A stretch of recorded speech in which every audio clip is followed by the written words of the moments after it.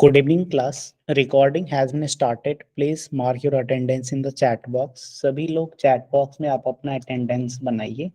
You have to mention your name, standard and location. Yes.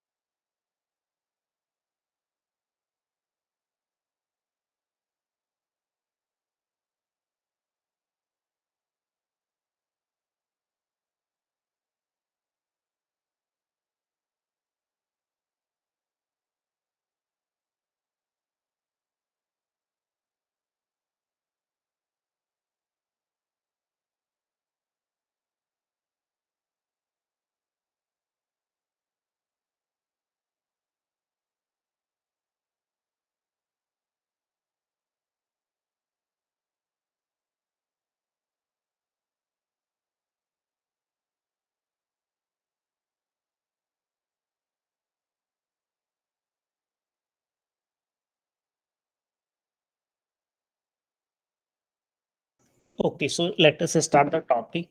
Let me confirm in chat box that my voice is audible to you clearly. मेरी आवाज आपको अच्छे तरीके से आ रही है. If I am audible clearly, then please type yes in the chat box.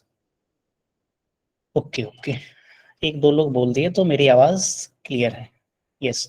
So this is class of CBSE और MS board के भी यहाँ पे स्टूडेंट हैं. ओके, सो MS बोर्ड में हम लोगों ने इक्लिड ज्योमेट्री में जो हम लोगों ने एक्सम के बारे में पढ़ा था, राइट, पोस्टुलेट के बारे में पढ़ा था, राइट. सॉरी, मार्कर यहाँ से सही से नहीं काम कर रही है. This is postulate, right. इसके बाद हमने देखा थ्योरम किसे कहते हैं और थ्योरम को हम किस तरीके से प्रूव करते हैं. ओके, सो सेम चीज यहाँ Euclid geometry chapter number 4, sorry chapter number 5 CBSE में है और chapter number 6 lines and angle, इसी में पैरेलल लाइंस की भी टॉपिक आती है जो कि अभी हम महाराष्ट्र बोर्ड में ये टॉपिक अभी हम कंटिन्यू किए हुए हैं. Okay, so today we will discuss for 5-10 minute equilate geometry, which is chapter number 5. After that we will start new topic chapter number 6. Okay, so अभी हम यहाँ पे चैप्टर नंबर 5 इक्विलेट ज्योमेट्री के बारे में हम पढ़ते हैं. सो इक्विलेट के फिफ्थ पोस्टुलेट पे हम लोगों ने पिछले क्लासेस में अपना डिस्कशन बंद किया था. ओके, सो यहाँ पे एक चीज मैं आपको बता देता हूँ, पोस्टुलेट और एक्सम किसे कहते हैं. मीन्स दोनों में कुछ डिफरेंस भी होती है. Okay, postulates and axiom. Okay, तो बेसिकली पोस्टुलेट जो होती है that is related to geometry. Okay, postulate is related to geometry only. For example, और ये एग्जाम को आप इन जनरल बोल सकते हो, राइट. मैं आपको एग्जांपल एक दो देने की कोशिश करता हूँ. सो लेट अस सपोज हम लोगों ने पढ़ा था कि किसी एक पॉइंट से इनफाइनाइट लाइंस पास कर सकती है. Okay, so this is called as postulate. Similarly, अगर for example 3 is equal to 3 है और हम दोनों साइड कोई एक इक्वल क्वांटिटी अगर हम ऐड करेंगे तब भी वो इक्वल होगी. ओके, या अगर हम इक्वल क्वांटिटी सब्सट्रैक्ट करेंगे तब भी वो क्या होगी, इक्वल होगी. So this is axiom. Okay, तो पोस्टुलेट में बेसिकली यहाँ पे ज्योमेट्री की चीजें आती हैं. ओके, और एग्जाम्स में इन जनरल आप कुछ भी बोल सकते हो, राइट.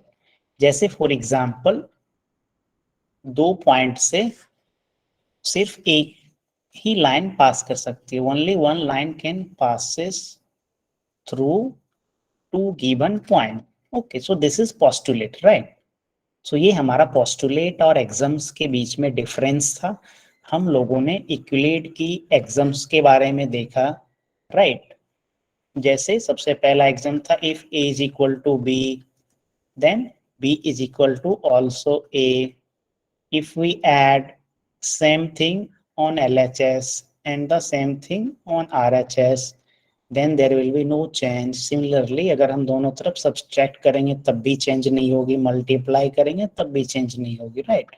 इसी तरीके से हम लोगों ने ऊपर में इक्विलेट की हम लोगों ने एग्जाम्स के बारे में पढ़ा था। मैं आपको स्क्रॉल करके, ये आपने Euclid definition of axioms and postulate, ये चैप्टर्स आप पढ़ सकते हैं। Okay, you have to go through line by line to understand in a better manner. Okay, so यहाँ पे हमने कुछ यहाँ पे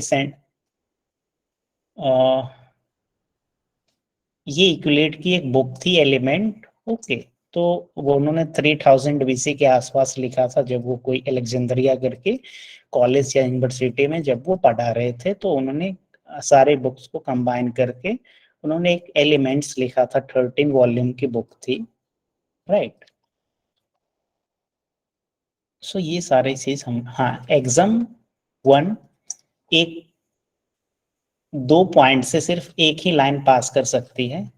postulate 2 a terminated line can be produced in, ये सारी चीजें हम लोगों ने डिस्कस कर लिया था, तो हम नए टॉपिक पे डिस्कस करते हैं।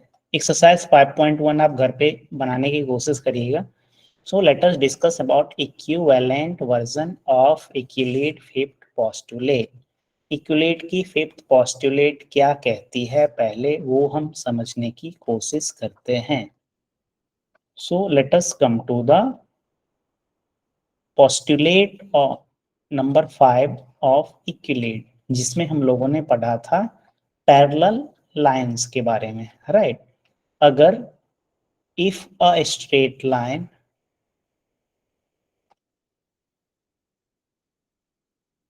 जैसे ये दो स्ट्रेट लाइन है, this is L1 and L2, और एक ट्रांसवर्सल लाइन है, right.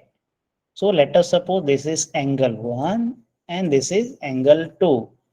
if the sum of angle 1 and angle 2 is less than 180 degree, तो इसका मतलब क्या होगा, that ये लाइन L1 और ये लाइन L2 आपस में जाकर के कहीं पे बहुत दूर में ये मिलेगी, right. So means the sum of L1 plus L2 is less than 180 degree. Okay, और इस साइड की एंगल अगर हम मान लेते हैं एंगल 3 और एंगल 4, तो एंगल 3 प्लस एंगल 4 ये क्या होगा, 180 से ज्यादा होगी, राइट। सो जिस तरफ की इंटीरियर एंगल की सम 180 से कम होगी, उस तरफ वो लाइंस जाकर के मिलेगी, राइट। तो ये हमारा पोस्टुलेट नंबर 5 था इक्विलेट का। अब हम दूसरे तरीके से समझने की कोशिश करते हैं। Equivalent version of Euclid fifth postulate. So for every line L and for every point P not lying on L, there exists a unique line M passing through P and parallel to L। Means कुछ इस तरीके का एक sentence लिखा है, इसे हम समझने की कोशिश करते हैं। This chapter is little bit theory based. Okay, so for every line L, सो मैं एक कोई लाइन L ले लिया, and for every point P not lying on L, तो एक पॉइंट में ले लिया जो कि लाइन L पे लाई नहीं कर रही है। There exist a unique, unique का मतलब सिर्फ और सिर्फ एक, there exist a unique line M passing through P and parallel to L। तो इस पॉइंट P से सिर्फ और सिर्फ एक ही ऐसी लाइन होगी जो कि L से पैरेलल होगी। M, line M is parallel to line L, इसे हम रिप्रेजेंट करेंगे ऐसे। तो चलिए मैं आपको फिर से थोड़ा डिटेल्स में समझाने की कोशिश करता हूं। Let us suppose this is line L. There is a line L, right? और एक कोई पॉइंट P आपको दिया गया है जो कि L से बाहर है। Okay, means this point P does not lie on point L, right? सो आपने इससे पहले क्या पढ़ा है, that infinite line can pass through point P। तो इस पॉइंट P से बहुत सारे लाइंस पास कर सकते हैं, right? From this point P there are infinite line that can pass, but सिर्फ एक ऐसा लाइन इस पॉइंट P से पास करेगी जो लाइन M से क्या होगी, पैरेलल होगी। उस लाइन का नाम मैंने यहाँ पे M दिया, means this line and this line, जो थोड़ा थिक कलर में रेड कलर का मैं आपको यहाँ पे दिखा रहा हूं, ये क्या होगी, these two lines will be parallel। okay, so this is equivalent to Euclid fifth postulate। Euclid की फिफ्थ postulate से ये लिया गया है, राइट? तो मैं आपको फिर से स्टेटमेंट पढ़ के मैं सुनाने की कोशिश करता हूं। So it is given that for every line L, okay, यहाँ पे आप देख सकते हो this is line L, and for every point P, एक पॉइंट यहाँ पे लिया गया है, नॉट लाइंग ऑन L, ये पॉइंट P L से बाहर कहीं पे है, there exist a unique line. Okay, so this is unique line which is parallel to L, means you can say M is parallel to L। Okay, so this is what, this equivalent version of Euclid fifth postulate। Euclid की जो fifth postulate थी, जिसमें आपने देखा जब दो lines आपस में पैरेलल होती है तो वहां पे क्या होता है, that ट्रांसवर्सल, मैंने यहाँ पे आपको बताया था, sorry, yes, let us suppose these two line is parallel and this is transversal. Okay, तो यहाँ पे क्या होगा, that this angle 1 and this angle 2, angle 1 plus angle 2 is equal to 180 होगी। तो ये दोनों लाइन क्या होगा, पैरेलल होगा, राइट? महाराष्ट्र बोर्ड के स्टूडेंट को ये हम लोगों ने ये सारी चीजें डिस्कस पहले ही कर चुके हैं। एंगल 1 प्लस एंगल 2 अगर 180 होगी तो दोनों लाइन क्या करेगी, मीट करेगी में, और you can say intersect in mathematical term, then the line will intersect, right?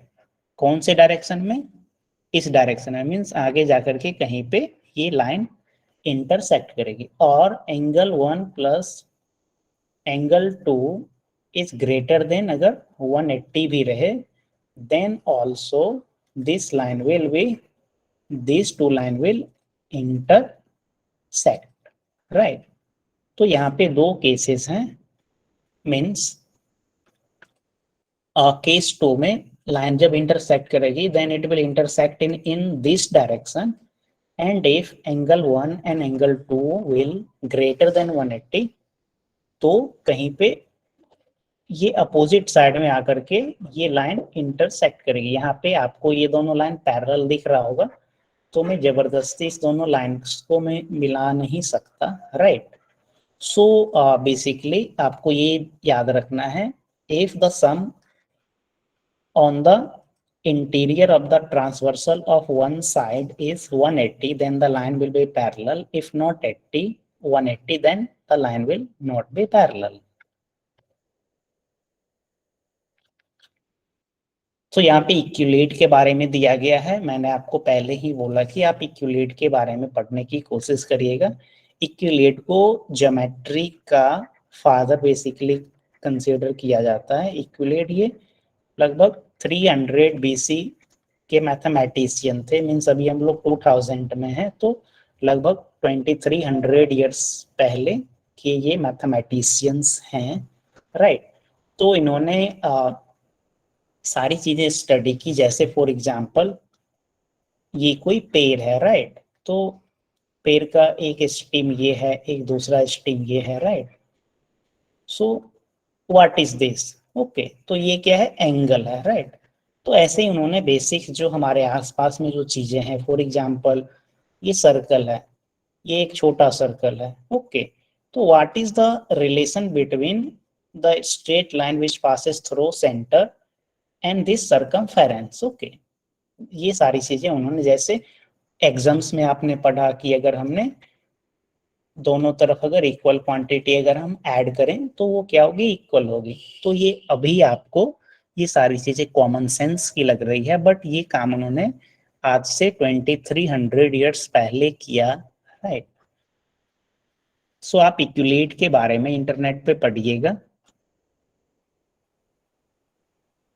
So this is exercise 5.2. How would you rewrite equivalent fifth postulate so that it will be easier to understand? Okay, means basically अभी हम लोगों ने जो discuss किया, 180 होती तो parallel, नहीं होगी तो पैरेलल नहीं होगी। इसके अलावा अलावा भी आप कई तरीके से इसे लिख सकते हो। Second, does Euclid fifth postulate imply the existence of parallel line? तो ये एग्जिस्टेंट ऑफ पैरेलल लाइन ये बताती है। ये दोनों क्वेश्चन लगभग हमने ये स्लाइड में अभी हम लोगों ने डिस्कस ऑलरेडी कर चुके हैं, right. So now let us start chapter number 6, that his lines and angles. So yes, it is parallel. Can we start chapter number 6? क्या चैप्टर नंबर 6 हम लोग स्टार्ट करें क्या? सीबीएसई के स्टूडेंट जो भी यहाँ पे प्रेजेंट हैं, आप चैप्टर नंबर 5 के सारे क्वेश्चंस सॉल्व करिएगा, राइट। एंड अगर आपको कोई भी डिफिकल्टी होगी देन वी विल डिस्कस। अभी हम लोग chapter number 6 lines and angle यहाँ पे स्टार्ट करने जा रहे हैं।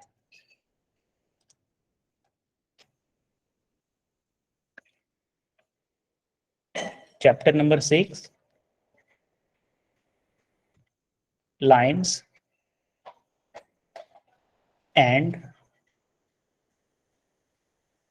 Angles, okay. सो ये लाइंस एंगल्स ये सारी चीजें आपने इससे पहले भी पढ़े होंगे, लाइंस एंड एंगल्स। तो कुछ चीजें यहाँ पे बहुत ही इंट्रोडक्टरी है, वो मैं आपको काफी शॉर्ट में बता दे रहा हूँ, क्योंकि हम लोगों ने इससे पहले भी ये सारी चीजें ऑलरेडी डिस्कस किए हैं, ओके। सो यहाँ पे महाराष्ट्र बोर्ड के भी स्टूडेंट हैं, उनका भी थोड़ा रिवीजन हो जाएगा, और जो लोग नहीं समझ पाए तो उन्हें थोड़ा और समझ आ जाएगा, राइट। कभी कभी ऐसा होता है कोई टॉपिक आप 40% समझते हो, 60%, 80%, right. So let us start the topic.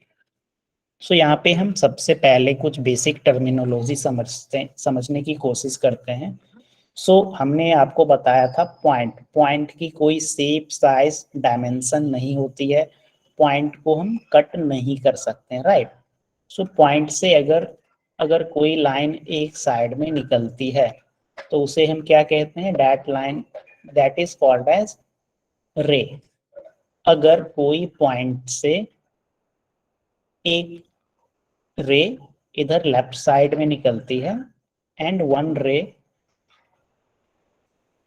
Goes to right side, sorry, means किसी एक पॉइंट से अगर रे दोनों साइड निकलती है, हाँ, तो इसे हम क्या बोलते हैं? This is called as line, right. और अगर आपको दो पॉइंट दिया गया है, if two point is given, right, तो दोनों पॉइंट को जब आप मिलाओगे तो आपको एक फिक्स डिस्टेंस मिलेगी, तो इसे हम बोलते हैं लाइन सेगमेंट, राइट। तो अगर आपसे पूछा जाए रे, लाइन और लाइन सेगमेंट तीनों में से किसकी लेंथ फिक्स होती है, तो आप बोलोगे लाइन सेगमेंट। लाइन सेगमेंट की ये जो लेंथ है ये कोई फिक्स है, बट द लेंथ ऑफ रे and line can not be determined. Okay, means रे बेसिकली वन पॉइंट से एमर्ज होती है, इनफाइनाइट तक जाती है। लाइन वन पॉइंट से दोनों डायरेक्शन में यानी अपोजिट डायरेक्शन 180 में इनफाइनाइट तक जाती है। और line segment when you join 2 point then you get line segment. Okay, now is let us discuss about angle. So this is one ray, इस रे से यहाँ से एक और रे निकले, okay, and there is one also रे। तो यहाँ पे कुछ फॉर्मेशन हो रहा है, ओके, कुछ ओपनिंग हो रही है, इसे हम क्या बोलते हैं, this is called as angle. मैं यहाँ पे इस एंगल का नाम देता हूँ। यहाँ पे एंगल को हम कैसे लिखते हैं वो मैं आपको बताने की कोशिश करता हूँ। ओ ए बी सी। तो यहाँ पे कितने एंगल्स बन रहे हैं, तो सबसे पहला एंगल्स हमारा होगा, यहाँ सी से चलते हैं, ओ पे जाते हैं, ओके, और फिर यहाँ से इस डायरेक्शन में चले जाते हैं। So this is what, this is angle C O B, right. Now अब यहाँ पे हम बी पे थे, come to O and go to A. तो बी से आप ओ पे आए और ओ से आप फिर ए पे गए, this is second angle. Now there is third angle is also in this figure. At it you start from C to O and go to point A. तो C O A ये आपने ट्रेवल किया। So there are totally 3 angles you can find here, right? और ये तीनों angle जहां से निकलती है उसे हम बोलते हैं वर्टेक्स। ओके, इसे हम क्या बोलते हैं, वर्टेक्स। वर्टेक्स की डेफिनेशन भी आपके बुक में दी गई होगी। The rays making an angle are called arms.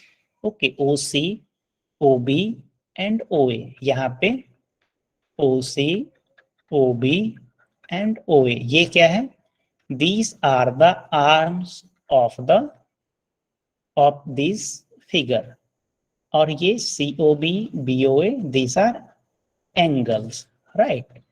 So the rays making an angle are called arms of the angle and the end point is called as vertex of the angle। Okay, तो ये हमारा angle का introduction रहा। ये मेरे ख्याल से सभी लोगों को आता होगा। कुछ लोगों को यहाँ पे एंगल्स लिखने में कठिनाई होती होगी, तो ये आपको समझना होगा कि कैसे हम एंगल्स को लिखते हैं। Okay, so now let us come to the another concept. So यहाँ पे हम समझने वाले हैं एंगल्स के बारे में, डैट एक ऐसी एंगल्स होती है जिसकी मेजरमेंट 0 से 90 डिग्री के बीच में होती है। कुछ ऐसी एंगल्स होती है, sorry,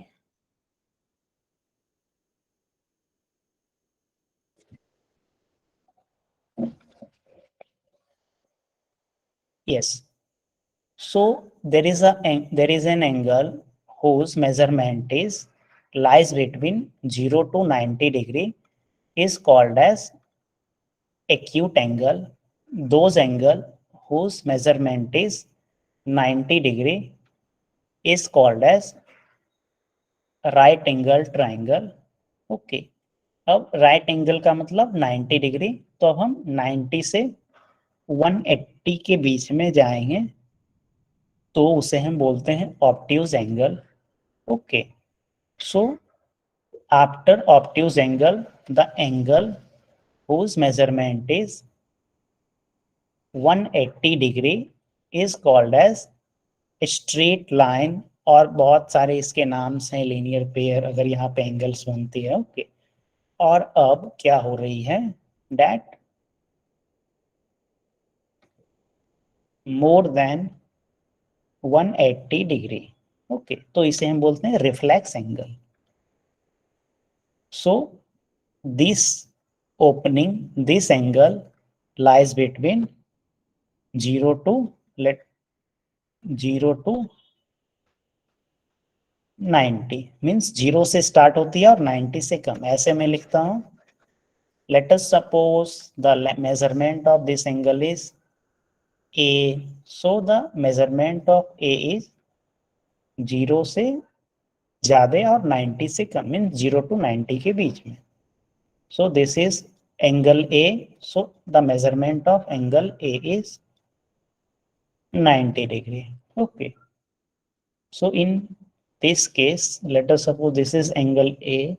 So the measurement of angle A is 90 से ज्यादा और 180 से कम, means between 90 and 180 degree.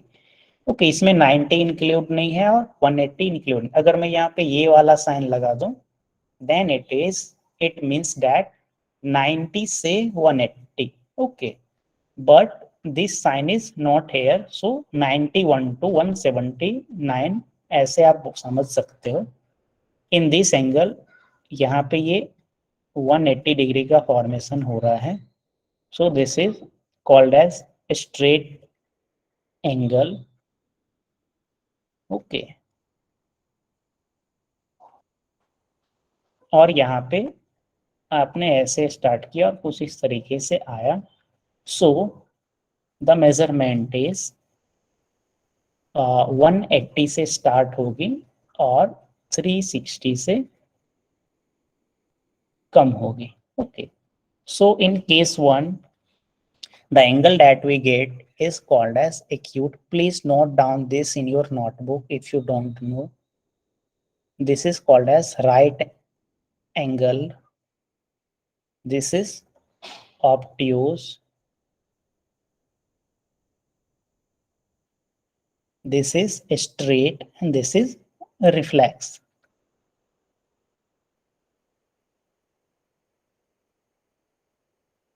Right. So since this chapter is lines and angles, so we will learn some basic terminology. After that we will discuss some theorems. आपके इस chapters में 5-6 theorems दिए गए हैं, that is very very important. आपको सीखना होगा कैसे हम theorems को prove करते हैं, right?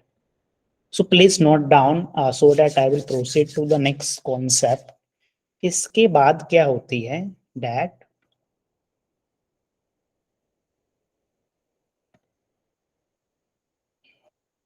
चलिए मैं आपको अगले स्लाइड पे बताने की कोशिश करता हूँ।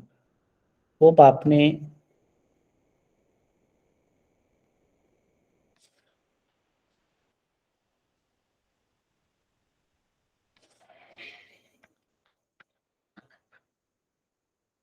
yes, so now let us learn that complementary angle and supplementary angle.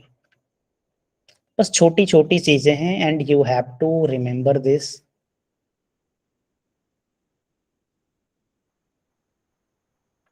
SUPPLEMENTARY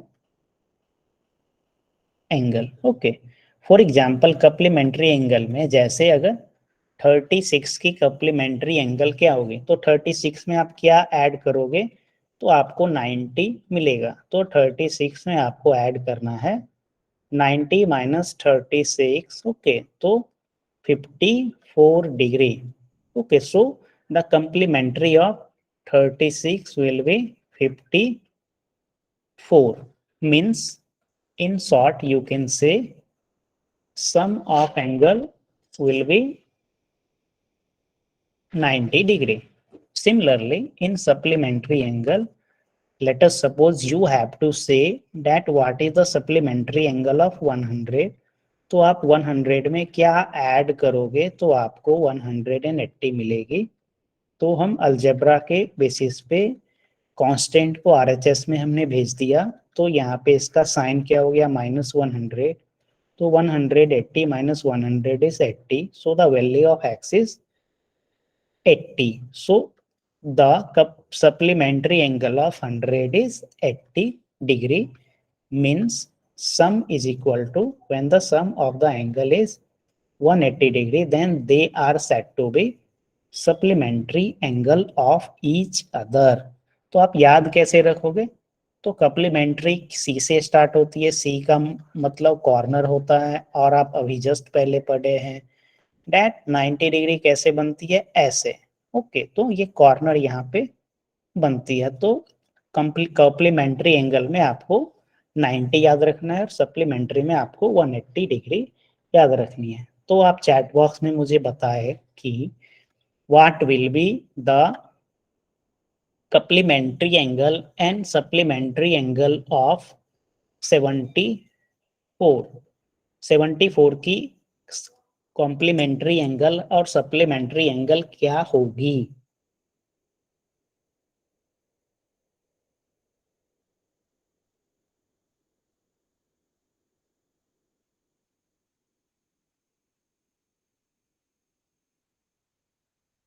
You have to tell that complementary angle of 74 and also supplementary angle of 74. Okay, the first answer is 26. Okay. How many students?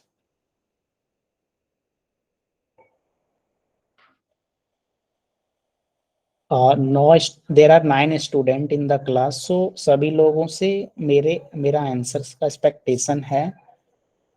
Very good, 16 106 आपने correction करके, okay, yes yes 16, very good, 106 supplementary, 16 106, good,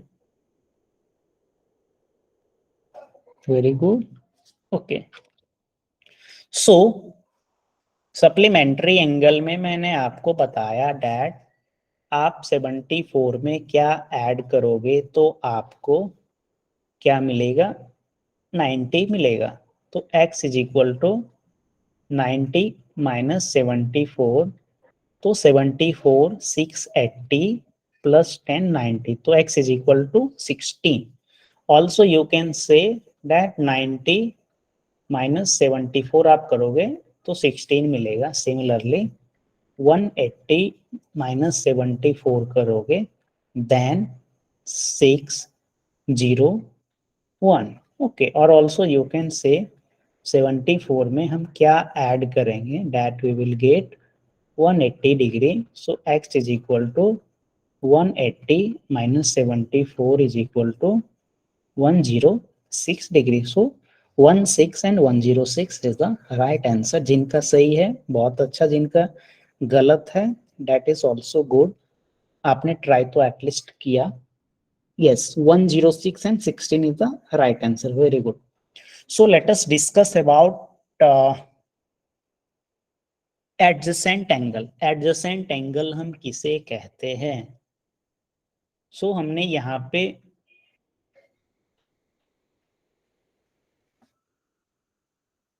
let us erase this space.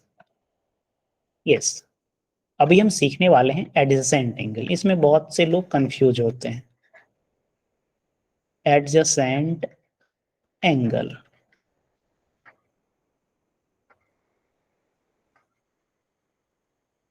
For example जैसे कुछ इस तरीके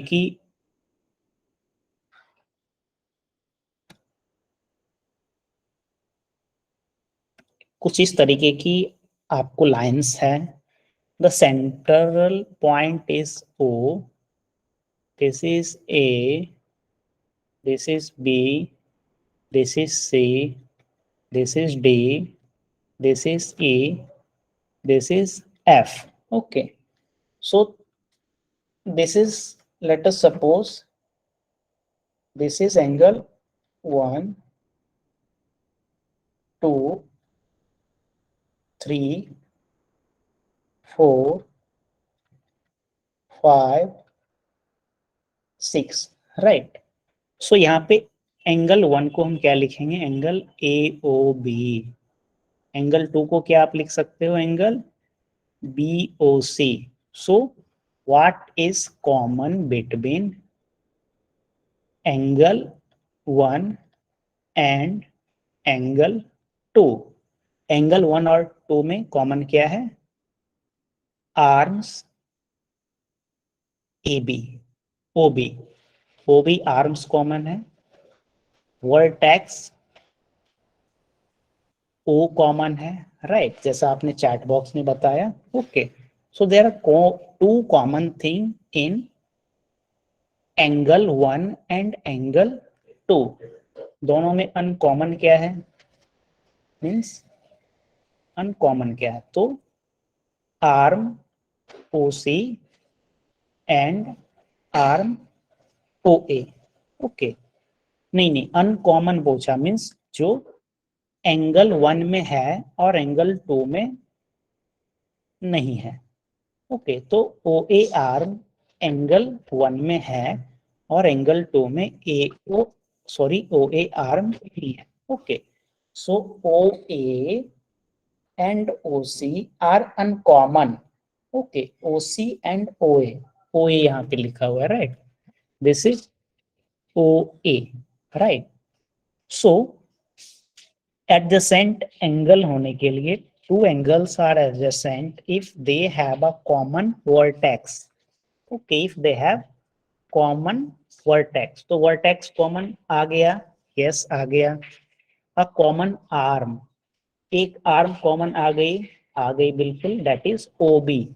ये O B जो आप देख रहे हो ये एंगल 1 में भी है, दैट इज एओ बी में भी है और बीओसी में भी है। ओके, इसी तरीके से वर्टेक्स ओ भी दोनों एंगल्स में है। Okay, their non common arms are on different side of common arm. तो this is common arm O B, और ओ बी के एक साइड में ओ सी है और ए सी के दूसरे साइड में ओ ए है। सो अगर ये तीनों condition, if this three condition will fulfil, then angle 1 and angle 2 are said to be adjacent angle, right? If these three condition will fulfill, then the angles can be said as adjacent angle.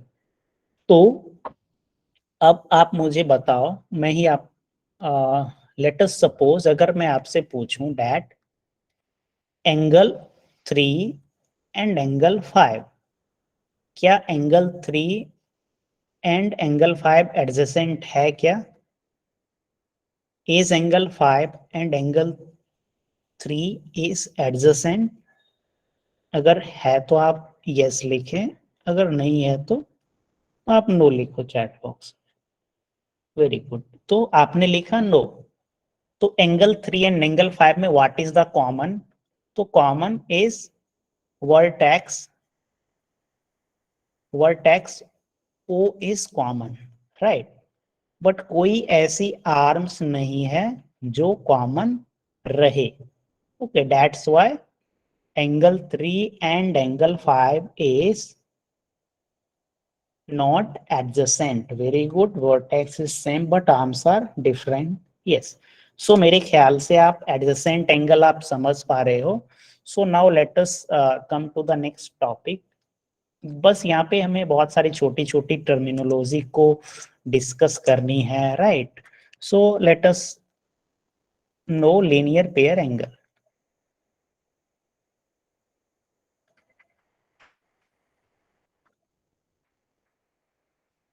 Linear pair angle हम किसे कहते हैं, right. So this is a straight line, अभी हमने पढ़ा कि straight line 180 degree की होती है और स्ट्रेट लाइन से कोई एक एंगल ऐसे निकल जाए, this is A, this is O, this is B, this is C.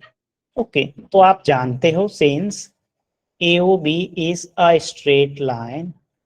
AOB क्या है? एक स्ट्रेट लाइन है. ओके, सो एंगल AOB क्या होगी? 180 डिग्री की होगी. अगर एंगल AOB 180 डिग्री है तो इसका मतलब यह भी होगा that angle AOC plus angle BOC is equal to 180 degree, और इसी को हम क्या बोलते हैं? Linear pair angle. ये आपको थ्योरम्स में अक्सर आएगी, linear pair. Okay, so please remember this term linear pair. So if you want to note down, then please note down these things.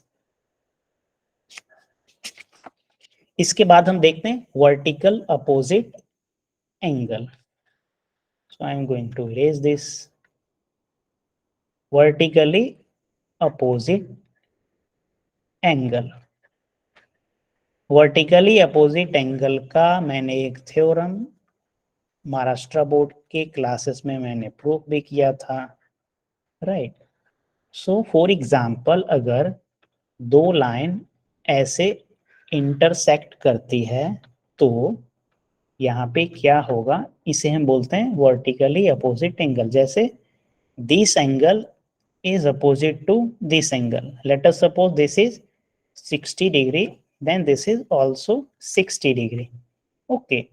Similarly, अगर ये 60 है तो ये क्या होगा?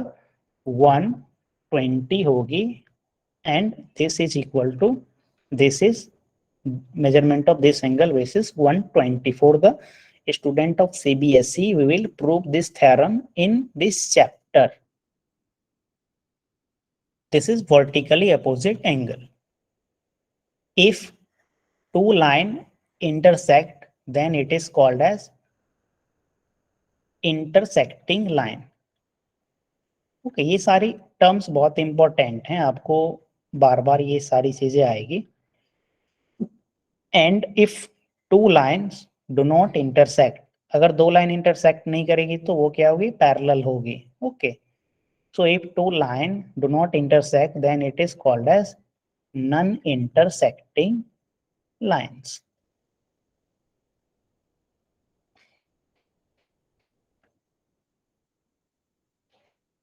ओके, सो यहाँ पे हम कुछ एग्जाम्स के बारे में देखते हैं.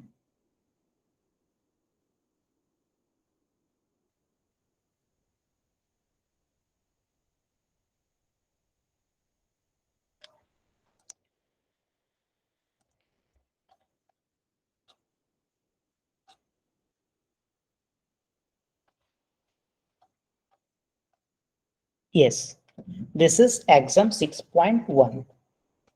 This exam says if a ray stands on a line, then the sum of two adjacent angles so formed is 180 degree. ये अभी हमने आपको बताया that अगर एक लाइन पे कोई एक रे स्टैंड करती है तो उसकी सम क्या होगी? 180 degree. So this is exam number 1. Exam 2, exam को प्रूफ नहीं किया जा सकता है. दिस इज मीन्स ऐसा माना जाता है कि ऐसा होता है, राइट. ऐसा हम लोगों ने पिछले क्लास में डिस्कस किया. Exam 6.2 says if sum of two adjacent angle is 180, then the non-common arms of the angle form a line. तो इसी फिगर पे आते हैं. अगर दो एडजेसेंट एंगल, तो अगर मैं आपसे पूछूं that angle AOC and angle BOC adjacent है या नहीं है, तो आप बोलोगे yes this is adjacent. Why this is adjacent? Vertex O यहाँ पे कॉमन है, राइट. एंड आर्म OC भी यहाँ पे क्या है? कॉमन है. Okay, so AOC and BOC is adjacent angle.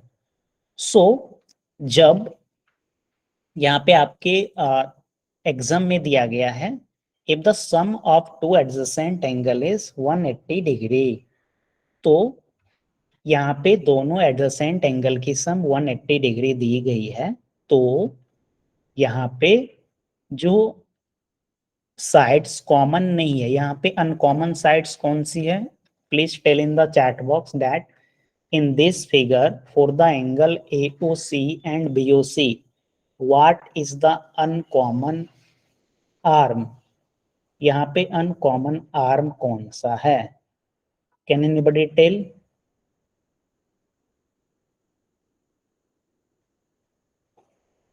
AO, very good. AO and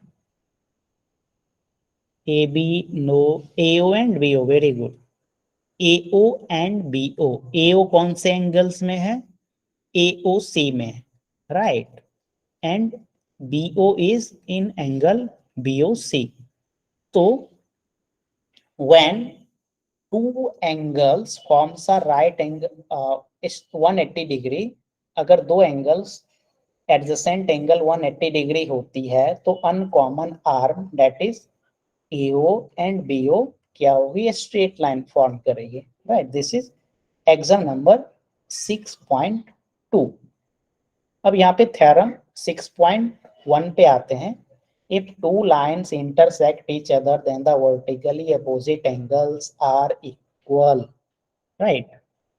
So यहाँ पे अभी हम प्रूफ करने वाले हैं वर्टिकली अपोजिट एंगल की थ्योरम को अभी हम प्रूफ करने वाले हैं. सॉरी. सो यहाँ से आपका पहला थ्योरम आ गया. So theorem 1,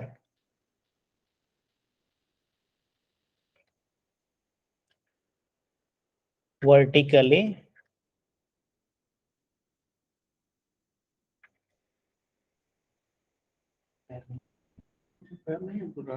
vertically opposite angle की प्रूफ अभी हमें पढ़नी है. Okay. So please note down this statement that if two line intersect each other then the vertically opposite angles are equal. अगर दो लाइन इंटरसेक्ट करती है तो वर्टिकली अपोजिट एंगल क्या होगी? इक्वल होगी. सो let us suppose this is line AB and this is line CD intersect at O. तो आप यहाँ पे लिखोगे given AB and CD is a line intersect at O. ये आपको गिवन दिया गया है. ओके. तो आपको यहाँ पे प्रूफ करना है. तो टू प्रूफ क्या करनी है आपको? You have to prove that angle AOC is equal to angle BOD and angle BOC is equal to angle AOD, right. मैं यहाँ पे नाम दे देता हूँ. This is angle 1, this is 2, this is 3, this is 4.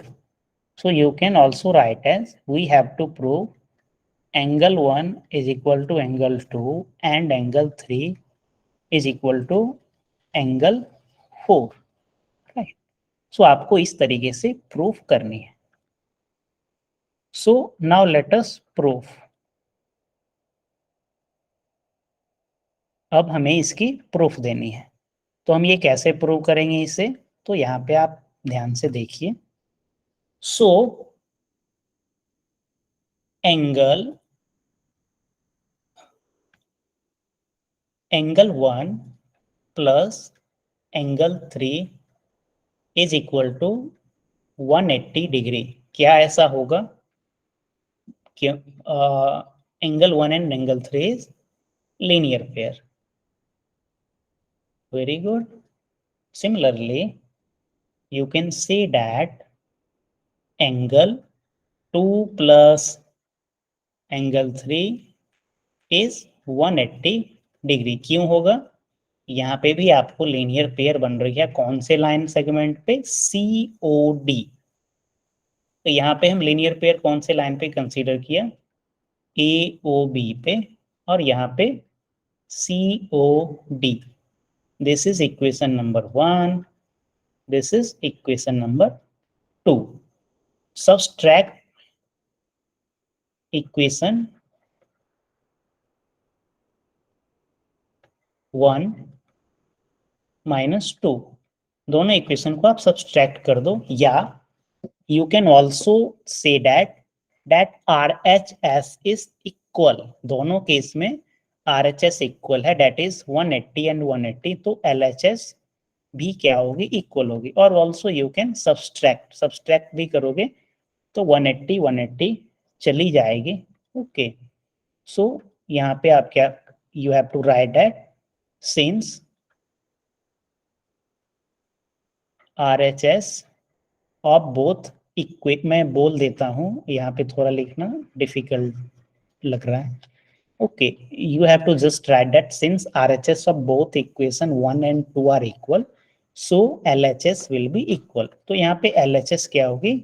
Equal होगी, means angle 1 plus angle 3 is equal to angle 2 plus angle 3। तो यहाँ पे दोनों साइड में आप क्या देख रहे हो? एंगल 3 देख रहे हो। So angle 3 and angle 3 will cancel, so angle 1 is equal to angle 2। तो यहाँ पे आपका पहला प्रूव हो गया।